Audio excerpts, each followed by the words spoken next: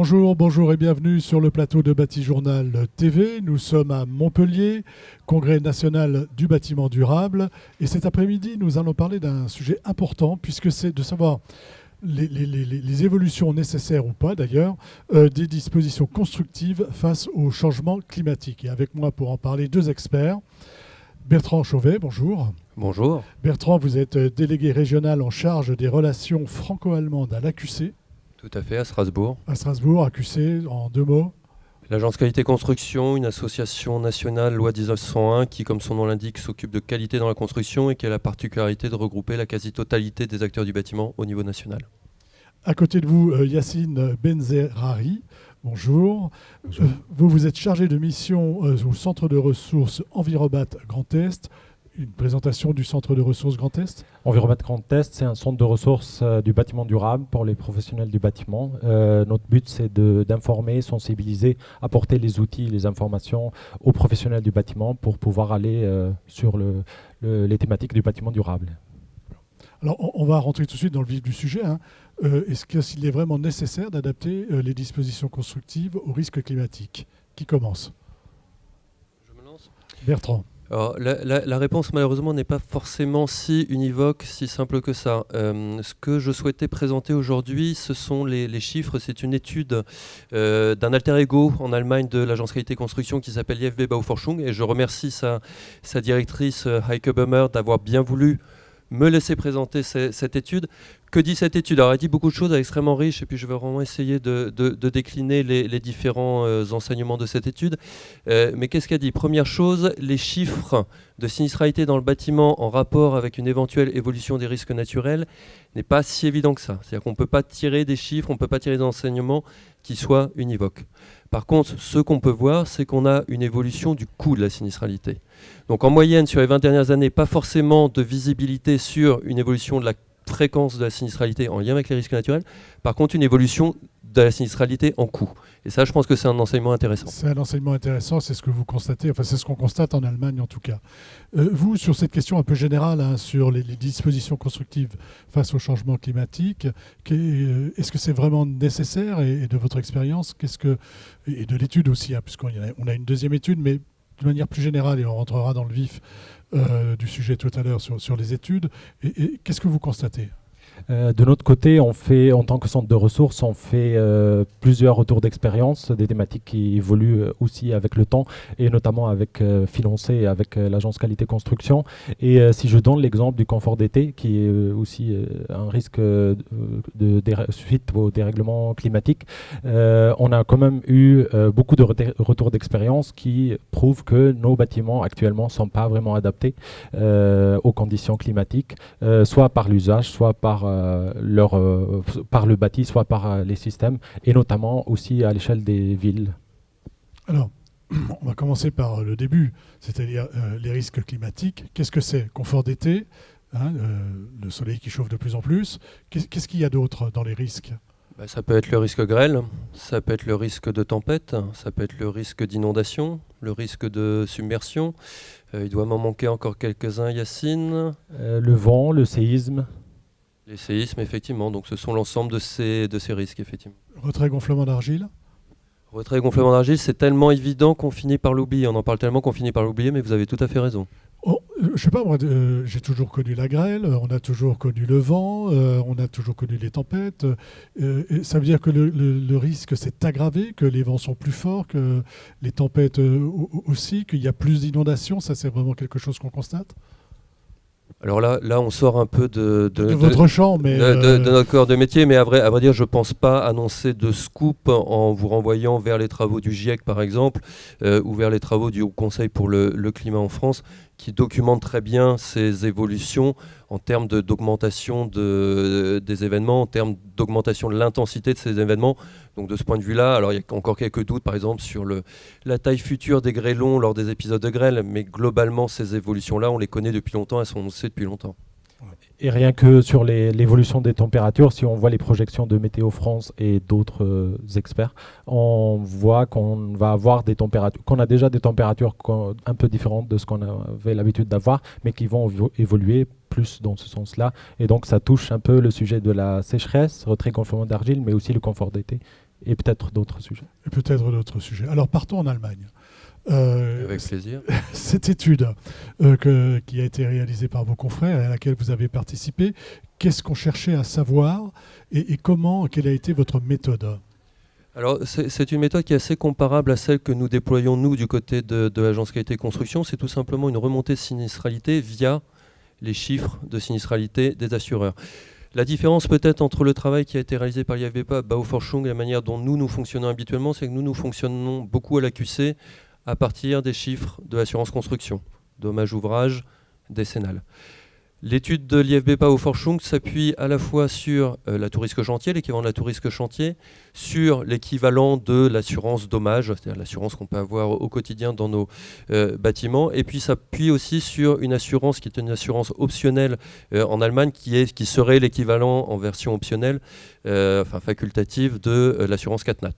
Donc ces trois éléments-là, tout risque chantier, assurance dommage, la vie du bâtiment, et puis, en cas de sinistre vraiment important, l'équivalent d'une assurance CatNat. C'est ça qu'on est allé étudier. Donc on a pris des opérations, c'est ça ? On a étudié ces opérations enfin les opérations, en disant qu'on a étudié les sinistres, c'est ça ? On a étudié, alors pour vous donner un exemple précis pour que vous compreniez le fonctionnement, par exemple quand l'IFBPA Bauforschung a été étudié le risque grêle, elle l'a étudié à travers les remontées des chantiers. Y a-t-il des dégâts au moment des chantiers de bâtiments? La réponse est oui. Donc à mon sens, c'est déjà un premier enseignement. Ça veut dire que la manière dont on construit aujourd'hui et la manière dont vont se dérouler les chantiers à l'avenir devront déjà intégrer une fréquence, une violence d'un certain nombre de risques. Donc ça, c'est déjà un premier enseignement. Elle a également analysé les remontées de sinistralité sur des bâtiments finis. Et là, j'aimerais peut-être préciser ce que je voulais expliquer tout à l'heure en termes d'absence de lien immédiat entre fréquence des risques naturels et augmentation des coûts. Pourquoi on a dans tous les cas une augmentation des coûts? À travers le risque grêle, de manière évidente, quand la grêle impacte une façade, on a bien évidemment un défaut esthétique. Mais quand c'est une façade qui a été isolée par l'extérieur, on n'a pas seulement un défaut esthétique, on a aussi une altération du fonctionnement de la façade, avec des isolants qui sont potentiellement rendus humides, qui sont rendus mouillés, donc qui n'assurent plus leur fonction d'isolant. Et c'est comme ça qu'on peut arriver sur un simple dégât de grêle, qu'on peut avoir un sinistre très lourd, dans le sens où il altère le fonctionnement même du bâtiment dans sa performance énergétique. C'est aussi le fait que les bâtiments soient construits un peu autrement qu'on ne le faisait auparavant, avec un mur de pierre et un enduit. Aujourd'hui, on a des systèmes un peu plus fragiles, entre guillemets. Un peu plus fragile, ou en tout cas pas nécessairement pensé aujourd'hui dans la perspective de cette évolution des risques climatiques. Encore une fois, c'est cette grosse difficulté qu'on évoquait précédemment dans l'atelier auquel nous avons pu assister précédemment. Comment mieux articuler l'atténuation du risque climatique, c'est-à-dire comment poursuivre ces politiques de performance énergétique des bâtiments, tout en accompagnant la transition, l'évolution climatique, à travers une meilleure résistance des bâtiments face au dérèglement climatique. Ça, on a vu qu'il y avait un premier enseignement. Il y a finalement la sinistralité n'est pas plus importante, mais elle coûte plus cher. Est-ce qu'il y a d'autres enseignements de cette étude qui ont été que vous pouvez nous partager? Je pense, à mon sens, le second grand enseignement de cette étude, c'est qu'il est vraiment important de penser la prévention des risques naturels dans le bâtiment tout au long de la vie du bâtiment. Donc, j'ai déjà parlé de la phase chantier. Mais ça signifie qu'il faut aussi y penser quand on va réaliser le bâtiment dans la conception. Ça signifie qu'il va falloir y penser au moment de l'usage. C'est-à-dire que je pense qu'il va falloir qu'on redécouvre quelque chose qui était assez naturel pendant des décennies, voire des siècles, qui s'appelle l'entretien du bâtiment. C'est-à-dire qu'il va falloir veiller, après un gros épisode de tempête, il va falloir prendre la peine de monter. Alors, soit le particulier, soit l'occupant du bâtiment, soit le professionnel, il va falloir monter sur la toiture et vérifier si la toiture n'a pas souffert. Vérifier si on n'a pas un affaiblissement de la structure, si il ne faut pas changer telle ou telle tuile, telle ou telle ardoise. Donc il va falloir redécouvrir cet enjeu de maintenant qui vaut aussi pour la végétation autour. C'est-à-dire qu'il va falloir redécouvrir la nécessité de jeter un coup d'œil dans les arbres pour voir si des branches ne sont pas affaiblies. Sur ce dernier point, c'est d'autant plus important qu'on constate une évolution dans le temps. C'est-à-dire qu'on constate que les orages seront peut-être pas forcément plus nombreux. Par contre, ils vont arriver plus tard dans l'année, ce qui signifie qu'ils vont arriver début mars, au moment où les arbres commenceront déjà à voir leurs feuilles, et par conséquent auront une prise au vent extrêmement importante. Plus importante que prévu. Est-ce que vous avez une réaction par rapport à cette étude? Est-ce que c'est des choses que vous aussi vous avez constatées? On verra un peu votre méthode. Je pense que il y a eu des confirmations, mais c'était aussi complémentaire de notre côté parce qu'on s'est rendu compte qu'il y a des risques qui ne sont pas pris en compte de la même façon entre les deux pays. Voilà. Est-ce que ça veut dire qu'il faudrait changer nos habitudes en France et aller regarder un peu plus près et ne pas regarder uniquement sous l'aspect assurantiel lorsque le sinistre est arrivé? Je dirais de manière évidente, en tout état de cause, on est de toute façon dans un ensemble politique qui s'appelle l'Union européenne, dans lequel on a des enjeux de normes, de réglementation qui sont, j'allais dire imposés, c'est pas tout qui sont écrits par la Commission européenne. Donc de toute façon, on a des enjeux communs avec l'ensemble de ces pays, mais je pense qu'on a tout à fait intérêt de toute façon à regarder ce qui se passe dans d'autres pays, ne serait-ce parce que les manières de construire ne sont pas tout à fait identiques, les manières de prendre en charge le risque ne sont pas tout à fait identiques. En Allemagne, on envie beaucoup le système CatNat tel qu'il existe en France. On s'interroge, doit-on rendre un système équivalent en Allemagne? C'est pas encore acquis. Donc bien évidemment, on a tout intérêt à regarder autour de nous. Autour de nous ce qui se passe. Partons dans le Grand Est. Racontez-nous un petit peu votre étude et même chose, la méthode que vous avez utilisée et ce que vous cherchiez. Alors de notre côté, c'est comme j'ai dit, on fait des retours d'expérience et pour aller plus loin sur cette thématique qui reste nouvelle pour nous et pour les professionnels, on a fait une étude de retour d'expérience qui a été financée par l'Agence Qualité Construction, par la Mission Risque Naturel et par la FPCNT.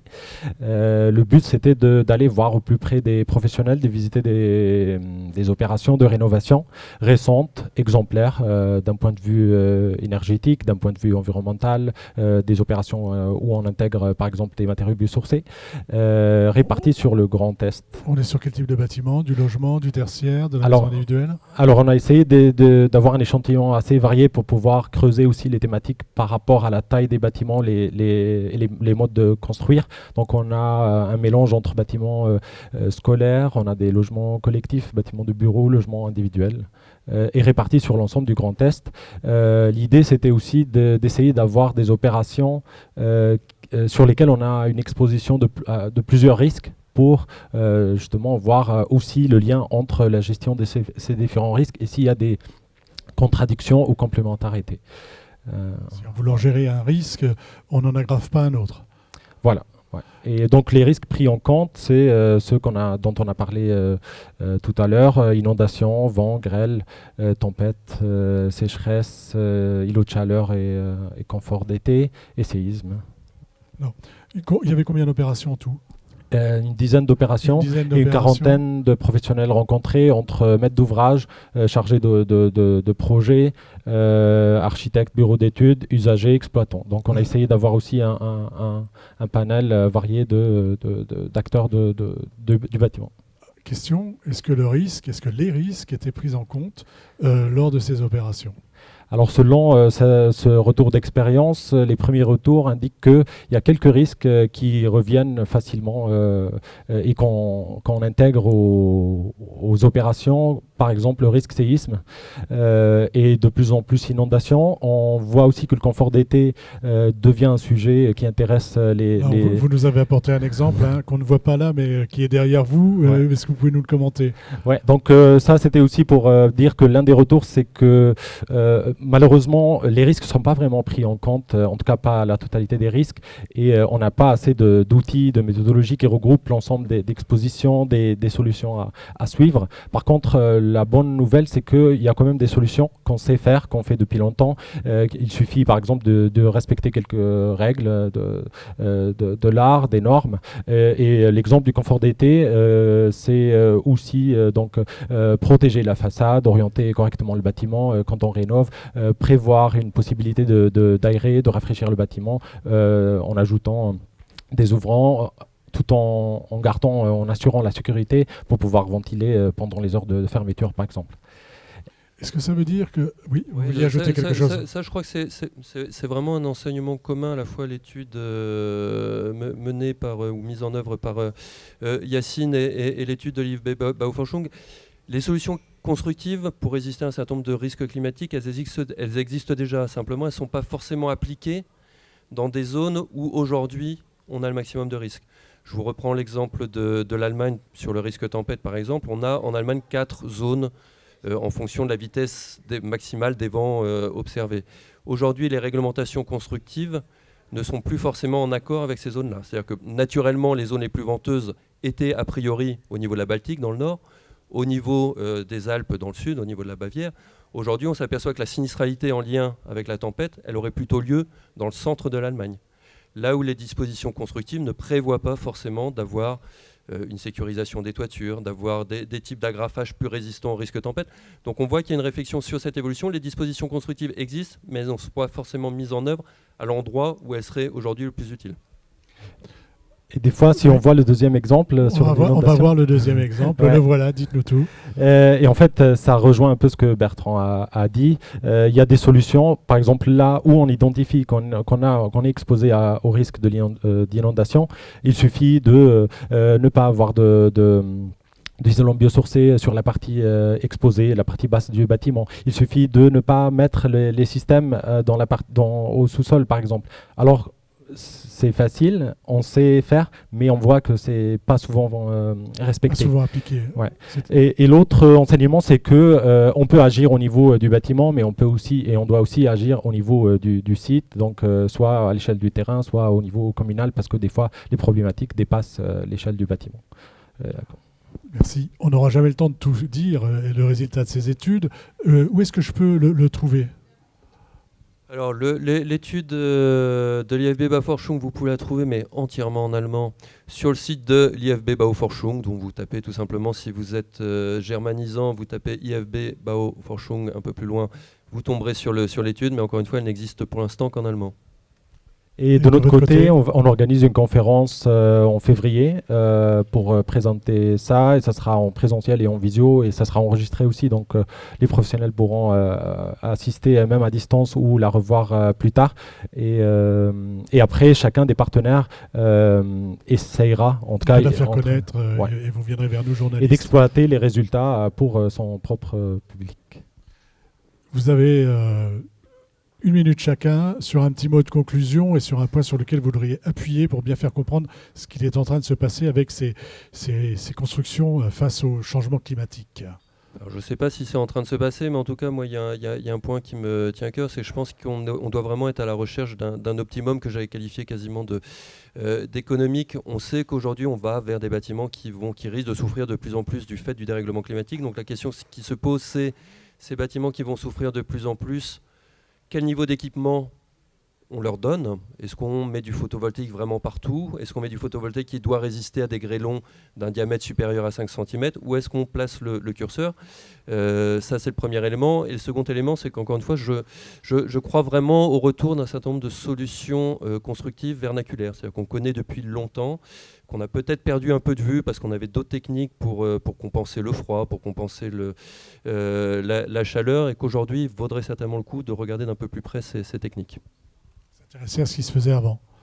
Ou ce qui se fait encore, mais dans d'autres zones climatiques, tout simplement. C'est-à-dire aller chercher des savoir-faire dans d'autres zones climatiques qui aujourd'hui sont d'actualité en France. Un exemple tout bête, on travaille beaucoup aujourd'hui sur les territoires d'outre-mer à l'AQC, tout simplement parce qu'il y a des enseignements qui deviennent extrêmement intéressants pour le territoire métropolitain.